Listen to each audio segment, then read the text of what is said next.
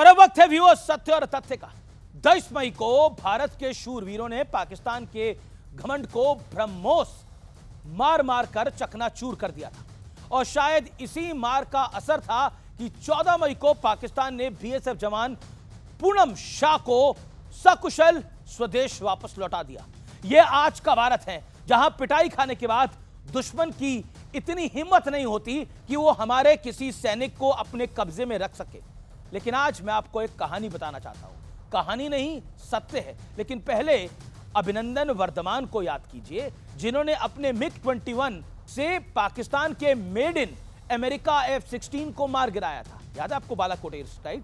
इसी कॉम्बैट के दौरान उनका जेट क्रैश हो गया था, जिसके बाद पाकिस्तानियों ने अभिनंदन को पकड़ लिया था। पाकिस्तान 3 दिनों तक गीदड़ भभकिया देता रहा, लेकिन मोदी सरकार की कूटनीति के चलते पाकिस्तान ने अभिनंदन को छोड़ दिया। कूटनीति, कोट अनकोट कूटनीति, ये कूटनीति में कूट को याद रखिए। समझ रहे हैं ना आप?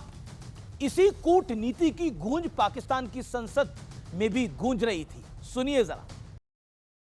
मुझे याद है शाह महमूद कुरैशी साहब उस मीटिंग में थे जिसमें प्राइम मिनिस्टर साहब ने आने से इनकार कर दिया और चीफ ऑफ आर्मी स्टाफ तशरीफ लाए। पैर कांप रहे थे, पसीने माथे पे थे और हमसे शाह महमूद साहब ने कहा, फॉरेन मिनिस्टर साहब ने, कि खुदा का वास्ता है अब इसको वापस जाने दें, क्योंकि 9 बजे रात को हिंदुस्तान पाकिस्तान पे अटैक कर रहा है। प्रधानमंत्री नरेंद्र मोदी के 11 साल का ट्रैक रिकॉर्ड बताता है कि उन्होंने कभी मुश्किल में फंसे भारतीयों को पीछे नहीं छोड़ा है। यूक्रेन, यमन, सीरिया, इराक जैसे ना जाने कितने देशों में हमने अपने नागरिकों को वहां से बाहर निकाला मुश्किल वक्त में।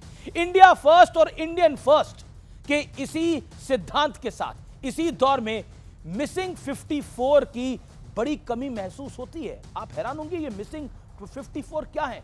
मिसिंग 54 यानी वो सैनिक जिन्होंने 1971 के युद्ध में पाकिस्तान को धूल चटाने के लिए अपनी जिंदगी दांव पर लगा दी, लेकिन भारत की बड़ी जीत के बावजूद उनकी कभी देश वापसी नहीं हो पाई।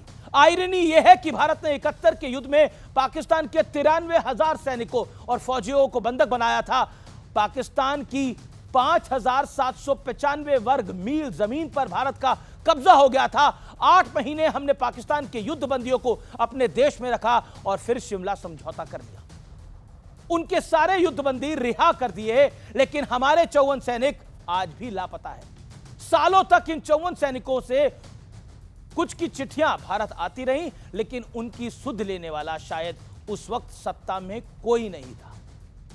किसी को फर्क नहीं पड़ता था कि जिन्होंने देश के लिए अपनी जान दांव पर लगा दी, जान गंवाने की बात करी, किस हालात में आज वो खड़े थे। हालात ऐसे थे कि इनके नाम लोकसभा तक 8 साल बाद यानी 1979 में पहुंचे।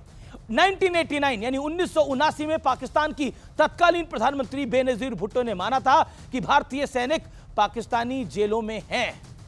उस दौर में राजीव गांधी देश के प्रधानमंत्री थे। राजीव गांधी और बेनजीर भुट्टो की तब मुलाकात भी हुई थी, लेकिन मिसिंग 54 आज भी मिसिंग ही है।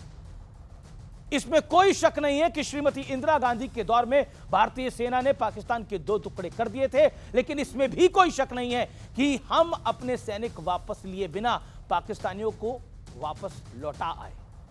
शायद उस दौर की यह बहुत बड़ी भूल थी। इसमें भी कोई शक नहीं है कि 1971 में पीओके हासिल करने का सबसे सुनहरा मौका भारत के पास था, लेकिन वो भारत की सरकार के एजेंडे पर ही नहीं था। लेकिन हमने पीओके पर तो बात तक नहीं करी, उल्टे पाकिस्तान की जमीन का 1 इंच और लौटा दिया। लेकिन अब दौर वो बीत चुका है, अब कोई पीछे नहीं छूटता है। अब भारत दुश्मन की छाती पर चढ़कर ना सिर्फ अपना बदला लेता है, बल्कि अपने लोगों को पाकिस्तान से के हलक से निकाल लाता है। यही फर्क है और यह फर्क बहुत बड़ा है व्यूअर्स, और यह सत्य और तथ्य पर प्रमाणिक है। इसमें जो मैंने आपको बातें बोली हैं ये सारी फैक्चुअल हैं, ये सारी कहीं ना कहीं उपलब्ध हैं, आप इसको वेरीफाई कर सकते हैं।